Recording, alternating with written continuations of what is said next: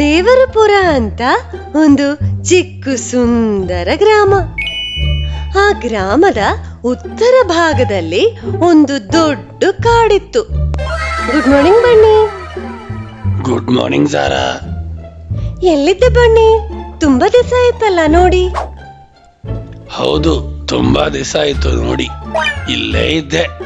ಬೆಳಗ್ಗೆ ತಿನ್ನಕ್ಕೆ ಏನಾದ್ರೂ ಸಿಗ್ತಾ ಇಲ್ವಾ ಅಂತ ನೋಡಕ್ ಹೋಗ್ತಾ ಇದ್ದೀನಿ. ಓ ಹಾಗೇನಾ? ಏನು ಇವತ್ತಿನ ನದಿ ಹತ್ರ ಹೋಗ್ತಿಲ್ವಾ?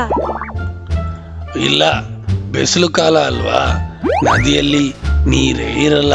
ಮೀನ್ ಸಿಗೋದು ಈ ಟೈಮಲ್ಲಿ ತುಂಬಾ ಕಷ್ಟ. ಅದು ಸರಿನೇ. ಸರಿ, ಈಗ ಏನ್ ಮಾಡ್ತೀಯಾ?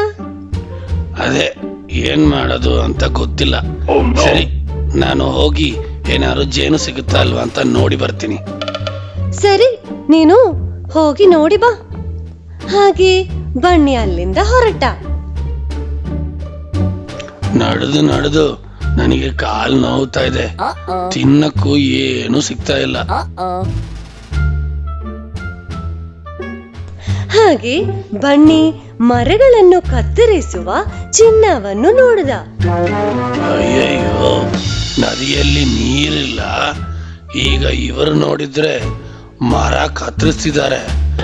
ಈ ತರ ಹೋದ್ರೆ ನಮ್ ಕಾಡು ಗದಿ ಏನಾಗುತ್ತೋ ಏನೋ. ಇವರು ಯಾರು?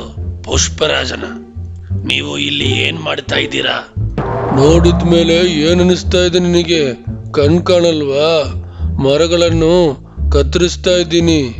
ನೀವು ಯಾವತ್ತಾದ್ರೂ ಈ ಕಾಡು ಪ್ರಾಣಿಗಳ ಬಗ್ಗೆ ಯೋಚನೆ ಮಾಡಿದೀರಾ? ನಿನ್ನ ಬಗ್ಗೆ ನಾನ್ ಯಾಕೋ ಚಿಂತಿಸ್ಬೇಕು? ನದಿಯಲ್ಲಿ ನೀರು ಇಲ್ಲ, ನೀವು ನೋಡಿದ್ರೆ ಮರಗಳನ್ನು ಕತ್ತರಿಸ್ತಾ ಇದ್ದೀರಾ. ನಮ್ ಗದಿ ಏನಾಗುತ್ತೆ ಅಂತ ಯೋಚನೆ ಮಾಡಿದೀರಾ? ಈ ಮರದಲ್ಲಿ ಎಷ್ಟು ಪಕ್ಷಿಗಳಿದೆ, ಅವರೆಲ್ಲ ಎಲ್ಲಿಗೆ ಹೋಗ್ತಾರೆ?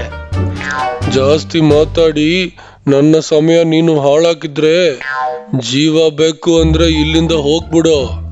ಹಾಗೆ ನಿರಾಶೆಯಲ್ಲಿ ಬನ್ನಿ ಅಲ್ಲಿಂದ ಹೊರಟ. ಆದ್ಮೇಲೆ ಅಲ್ಲಿರೋ ಕಾಡು ಪ್ರಾಣಿಗಳ ಹತ್ರ ಈ ವಿಷಯ ಹೇಳಿದ.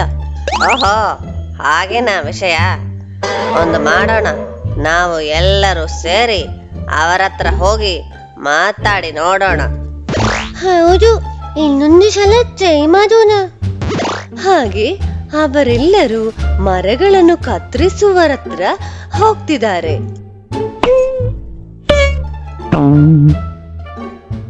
ನೀವು ಈ ಮರಗಳನ್ನು ಕತ್ತರಿಸಿಬಿಟ್ಟರೆ ನಾವು ಎಲ್ಲಿ ಹೋಗೋದು? ನೀವು ಎಲ್ರೂ ಸೇರ್ಕೊಂಡು ನನಗೆ ಜಾಸ್ತಿ ತಲೆನೋವು ಕೊಟ್ರೆ ಜಾಸ್ತಿ ಮರಗಳನ್ನು ನಾನು ಕತ್ತರಿಸ್ಬಿಡ್ತೀನಿ. ಅಯ್ಯೋ ಬೇಡ, ನಾವು ತೊಂದರೆ ಕೊಡಲ್ಲ. ತುಂಬಾ ದುಃಖದಿಂದ ಅವರು ಎಲ್ಲರೂ ತಿರುಗಿ ಹೋಗ್ತಿದ್ದಾರೆ. ತುಂಬಾ ದಿನಗಳ ನಂತರ ಅಯ್ಯೋ, ಒಂದು ಮರಗಳನ್ನು ಕತ್ತರಿಸುವರ ಮೇಲೆ ಬಿದ್ದಿದೆ. ಅಯ್ಯೋ, ಯಾರೋ ಕಷ್ಟದಲ್ಲಿದ್ದಾರೆ, ಬೇಗ ಹೋಗಿ ನೋಡೋಣ. ಓ, ಆ ಮರಗಳನ್ನು ಕತ್ತರಿಸುವವರಲ್ವಾ ಅದು? ನನ್ನ ಕಾಪಾಡಿ. ನಾನು ಬೇಗ ಎಲ್ಲರನ್ನೂ ಕರ್ಕೊಂಡ್ ಬರ್ತೀನಿ, ನೀವು ಭಯ ಪಡಬೇಡಿ.